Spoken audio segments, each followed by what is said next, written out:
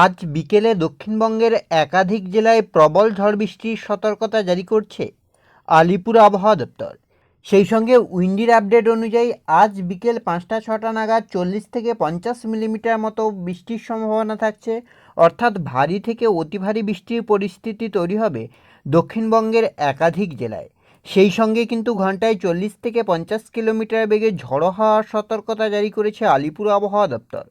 তো এই যে বৃষ্টির সম্ভাবনা তৈরি হচ্ছে বাংলায়, এর প্রভাবে আবহাওয়ার কতটা কী পরিবর্তন হবে, কোন কোন জেলায় হালকা বৃষ্টির সম্ভাবনা রয়েছে, কোন কোন জেলায় ভারী বৃষ্টি হতে পারে, তাপমাত্রা নিয়ে বা কী আপডেট দিচ্ছে আলিপুর আবহাওয়া দপ্তর, সবটাই বিস্তারিতভাবে আলোচনা করব এই ভিডিওতে। তাই ভিডিওটি অবশ্যই শেষ পর্যন্ত দেখুন।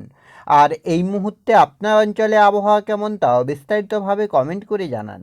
সেক্ষেত্রে সবার প্রথমে যদি আমরা স্যাটেলাইট চিত্রের মাধ্যমে দেখার চেষ্টা করি যে ঠিক এই মুহূর্তে বাংলার আবহাওয়ার পরিস্থিতি কী রয়েছে, কোথায় কতটা পরিবর্তন, কোথায় কতটা বৃষ্টি, তারপরেই আমরা আলিপুর আবহাওয়া দপ্তরের অফিসিয়াল আপডেটের দিকে লক্ষ্য করব। যে উপগ্রহ চিত্র মানে স্যাটেলাইট চিত্র যেটা বলছে, আপনার এদিকে কলকাতা, হাওড়া, হুগলি, দীঘা, কন্টাই, হলদিয়া, খড়গপুর আর এদিকে আপনার রয়েছে কোলাঘাট, এগুলোতে কিন্তু আপনার আংশিক মেঘলা থাকছে আকাশ। আর সেই সঙ্গে কিন্তু হালকা থেকে মাঝারি বৃষ্টির পরিস্থিতিও তৈরি হতে পারে। অন্যদিকে চন্দননগর, আরামবাগ, বর্ধমান, বাঁকুড়া, পুরুলিয়া, দুর্গাপুর এগুলোতে মোটামুটি আকাশ পরিষ্কার থাকছে, সেভাবে মেঘ নেই। মালদা, দিনাজপুরের ক্ষেত্রেও মোটামুটি আকাশ পরিষ্কার থাকছে। হিমালয়ের পাদদেশ সংলগ্ন 5 জেলাতেও আকাশ পরিষ্কার। অন্যদিকে আপনার পুরুলিয়া, বাঁকুড়া, দুর্গাপুর এগুলোতে মোটামুটি আকাশ পরিষ্কার থাকছে। আপাতত সেভাবে মেঘ বা বৃষ্টির কোনো সম্ভাবনা নেই। আর এদিকে আপনার ঢাকা, খুলনা, বরিশাল, ত্রিপুরার ক্ষেত্রেও মোটামুটি আকাশ পরিষ্কার থাকছে।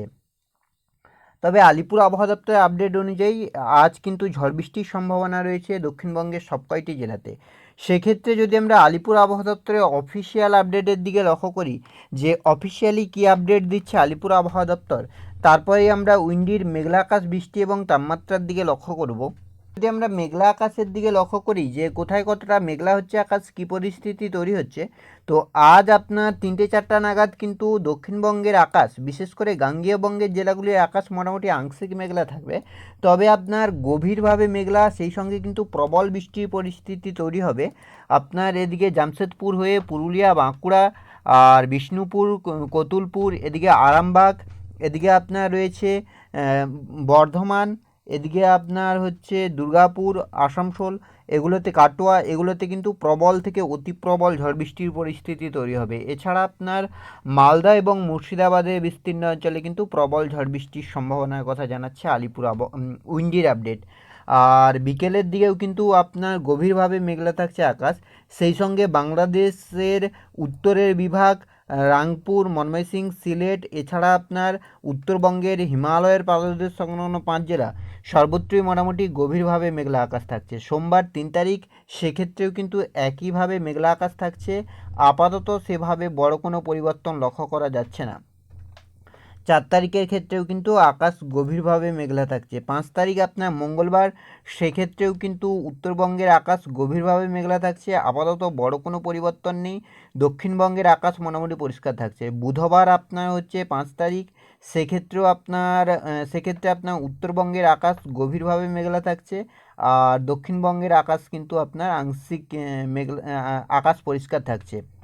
6 তারিখ বৃহস্পতিবারের ক্ষেত্রেও একই পরিস্থিতি। বৃষ্টির দিকে যদি আমরা লক্ষ্য করি যে মেঘলা আকাশ তো থাকছে, বৃষ্টির কতটা কী সম্ভাবনা, তো সেক্ষেত্রে বৃষ্টিরও ব্যাপক পরিবর্তন হচ্ছে। আজ আপনার কিন্তু বিকেলের দিকে দক্ষিণবঙ্গের পুরুলিয়া, বাঁকুড়া, মুর্শিদাবাদ, বর্ধমান এগুলোতে কিন্তু বজ্রবিদ্যুৎ সহ ভারী থেকে অতি ভারী বৃষ্টির সম্ভাবনা তৈরি হচ্ছে। এছাড়া আপনার উত্তরবঙ্গের হিমালয়ের পাদদেশ সংলগ্ন 5 জেলা, বাংলাদেশের আপনার রাংপুর, ময়মনসিং, সিলেট এগুলোতে কিন্তু বজ্রবিদ্যুৎ সহ বৃষ্টির সম্ভাবনা তৈরি হচ্ছে। আগামীকাল সোমবার, সেক্ষেত্রে সকালের দিকে মোটামুটি আকাশ পরিষ্কার থাকছে। আপাতত সেভাবে বৃষ্টি নেই, তবে রাংপুর, ময়মনসিং, রাজশাহী এগুলোতে কিন্তু বজ্রবিদ্যুৎ সহ ঝড় বৃষ্টির সম্ভাবনা থাকছে। 5 তারিখের ক্ষেত্রে একই পরিস্থিতি। মঙ্গলবার আপনার 4 তারিখ, সেক্ষেত্রেও কিন্তু আপনার ঝড় বৃষ্টির সম্ভাবনা থাকছে। সেই সঙ্গে আপনার রাংপুর, রাজশাহী, ময়মনসিং, সিলেট, ত্রিপুরা এগুলোতে কিন্তু বজ্রবিদ্যুৎ সহ বৃষ্টি হতে পারে। বুধবার আপনার 5 তারিখ, সেক্ষেত্রেও কিন্তু একইভাবে বজ্রবিদ্যুৎ সহ ঝড় বৃষ্টির সম্ভাবনা থাকছে।